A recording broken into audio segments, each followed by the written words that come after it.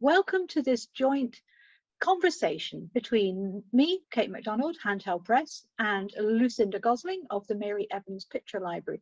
We're going to be talking about book covers because an awful lot of the Handheld Press book covers come from Mary Evans. We also published another Rose Macaulay, Potterism, from 1920, which is a satire on journalism. It uses anti-Semitism to a really powerful degree. And this was Rose Macaulay's first bestseller, and it came out immediately after Whatnot. Another reason why Whatnot was overshadowed.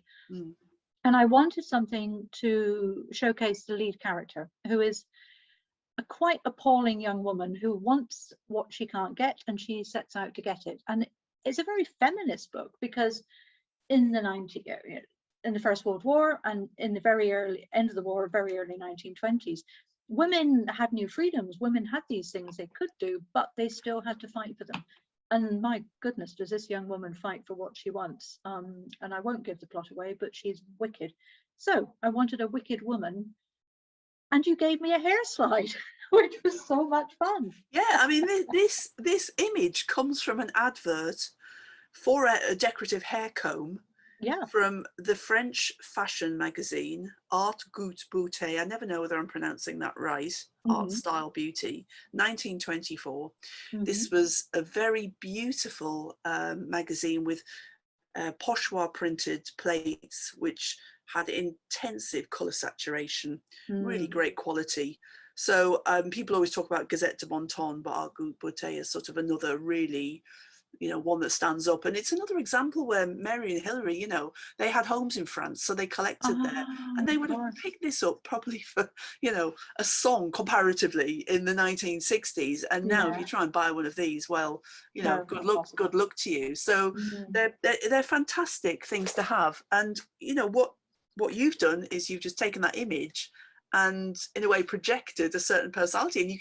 And when you talk about the lead character in this book, what do you think? Well, it's a beautiful, stylized, chic, slightly off-center illustration, but she's also got a little bit of a wicked sort of smirk on her face, hasn't she? Yeah, she's going to get what she wants. And she's also got dark hair. That was the final touch, because the character has dark hair. Right. And perfect. It was exactly what I wanted. Yeah. And I had to tussle with Sarah Lonsdale, who wrote the introduction, because she wasn't sure this was right. She wanted a different image of something a little more soulful. I think she felt more positively towards Jane, the lead character, than I did. But Nadja, our designer, and I agreed this one was absolutely stunning. This is going to catch people's eyes when it's on the table in the bookshop, because you want to know, ooh, striking image, who is that woman, what's it about? We didn't want something more...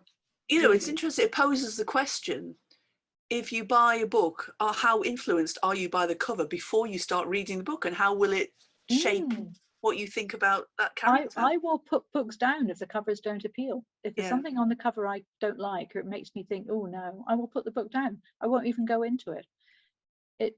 For me, a cover is essential. It has to sell the book. It has to give me an idea of what the book's about, and the mood, the style, the period, the theme, everything. Some of that has to appear in the cover.